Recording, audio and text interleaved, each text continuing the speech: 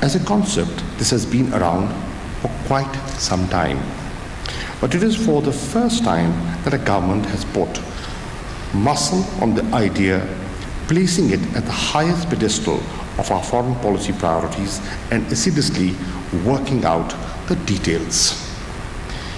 In the context of Pakistan, economic diplomacy means 10 specific things leading to 10 specific agendas. 1. Enhancing Pakistan's exports and increasing our share in the international market, both in the sectors of our comparative advantage and nascent fields, with promising prospects of growth. 2.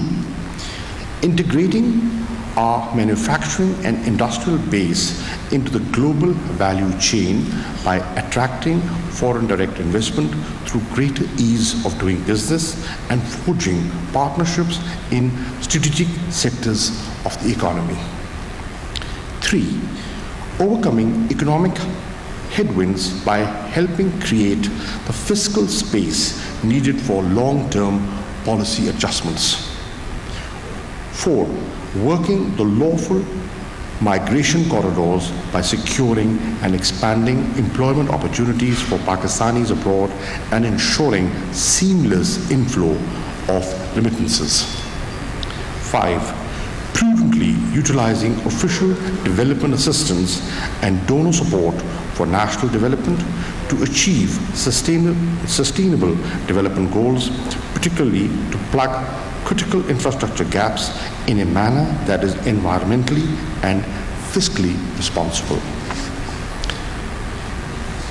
6. Prioritizing technology and investment by indigenizing knowledge and ensuring technology transfers on favorable terms. 7. Promoting tourism as a foreign exchange earner. 8. Giving impetus to various projects on connectivity, from transit and multi-modal transport to energy or digital domains. 9. Working closely with other stakeholders on the current terror financing track to arrest terror funding and preempt threats to our financial systems. And 10. Extending no strings attached economic support to developing countries in humanitarian assistance, education, capacity building, and scientific collaboration. Last year, in December, I had the privilege of co-hosting along with advisor Razak Daud and Chairman Harun Sharif an envoys conference on attracting foreign direct investment and promoting trade at the Foreign Office. The huddle brought for the first time private sector representatives, corporate heads, and financial experts on a common platform with our envoys from key capitals. Over a period of 2 days, we held extensive deliberations on the state of our trade and investments and what needed to be done. The outcomes which were presented to Prime Minister Imran Khan, who graced the concluding session, illuminated the way forward. Among other things, it recommended adopt a whole of government approach, operationalize the one window concept, address investor concerns, and expedite redressal of trade complaints and disputes, devise country and product-driven trade and investment strategies, involve the Pakistani diaspora, and tap into the venture capital and sovereign wealth funds. This was only the beginning. Going forward, I intend to oversee a pivot towards economic diplomacy, wherein the Foreign Office works embedded within the federal government matrix, but also increasingly with provinces and private sectors as an enabler facilitator, connector, coordinator, and troubleshooter. In the 9 months of Naya Pakistan, I believe we have achieved tangible, measurable outcomes. Allow me to elaborate. 1. Whether it is peace and reconciliation in Afghanistan or peace overtures to India, we have been on the peace offensive. In Afghanistan, a serious push towards dialogue has been made possible by efforts by Pakistan along with other stakeholders as part of shared responsibility. All the while, we have kept our allies and partners engaged and informed.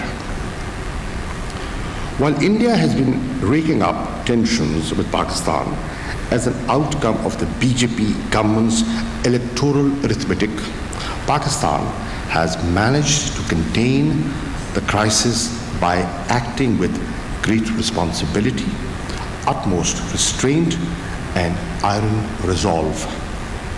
The Kartarpur spirit envisioned by Prime Minister Imran Khan lends credence to hopes for a fresh push for dialogue and diplomacy once a new government is in place in New Delhi, hopefully soon. 2. Where needed, we have reinvigorated relations, imbuing them with a renewed spirit of cooperation and partnership. With China, Saudi Arabia, the UAE, Turkey, Qatar, Malaysia, and Iran, our relations have assumed a stronger economic dimension. I accompanied Prime Minister Imran Khan to China recently. The visit witnessed 2 seminal developments that gave great impetus to our trade and connectivity agenda. Firstly, Pakistan and China decided to enter the next phase of CPEC, which will see establishment of special economic zones. The special economic zones envisioned to be fulcrum of future waves of industrialization, with investments from China, Pakistan, and other countries. Secondly, we inked Phase 2 of Pakistan-China Free Trade Agreement. The agreement gives Pakistan concessionary market access across a range of tariff lines, affords robust safeguard measures for protecting of domestic Pakistani industry, and carries balance of payments support provisions.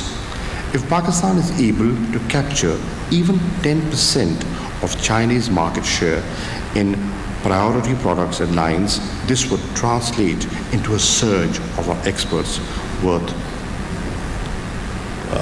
billions of dollars. The China-Pakistan Free Trade Agreement, too, has been designed specifically keeping in view the imperative of plugging Pakistani industry into China's value chain and attracting foreign direct investments in the special economic zones. 3. Pakistan has secured from friendly countries balance of payment support to the tune of some $13.4 billion, which includes direct placement of funds with the State Bank of Pakistan, outright grants, trade concessions trade concessions on oil on deferred payment facility. 4. Big ticket investments are also lining up. Saudi Arabia's Aramco has committed $20 billion to set up an oil refinery in Gwadar, and the UAE and Qatar are eyeing investments of a comparable magnitude. During Prime Minister Mahathir Mohamad's recent visit to Pakistan, contracts worth some $900 million were concluded. 5. Qatar has recently established visa centers to expedite uptake of 100,000 Pakistani workers. Bahrain is opening up a special nursing college in Islamabad to enable Pakistani paramedics to capture the overseas demand. I was in Japan a few days ago, where one of the major takeaways was an agreement we recently concluded to train and upskill Pakistani manpower, a first step towards granting greater employment opportunities of our human resource. 6, you must be aware of ExxonMobil's return to exploration activities in Pakistan and the offshore drilling activity that is currently underway. What many are not aware of is that according to the USAID assisted study, Pakistan has an estimated 95 trillion cubic feet of recoverable shale gas and some 14 billion barrels of recoverable shale oil, making them amongst the largest in the world. If we are lucky. 7, concerted efforts are being made to promote tourism. Visa issuance has been made easier and cheaper with the introduction of e-visa and visa on arrival facilities. A few months ago, under the auspices of the Foreign Office, I had the pleasure to launch the Gandhara Forum. The forum will focus on promoting spiritual tourism to Buddhist sites in Pakistan. 8, in partnership with relevant stakeholders, we are institutionalizing economic diplomacy planning. One area of particular focus has been science diplomacy, wherein emphasis is being placed on creating linkages among counterpart institutions. Distinguished participants, if some of the most powerful and resourceful countries of the region are linking up with and investing in Pakistani economy, it is time to take full advantage of the exciting opportunities opening up in Pakistan. It is time to invest. Thank you.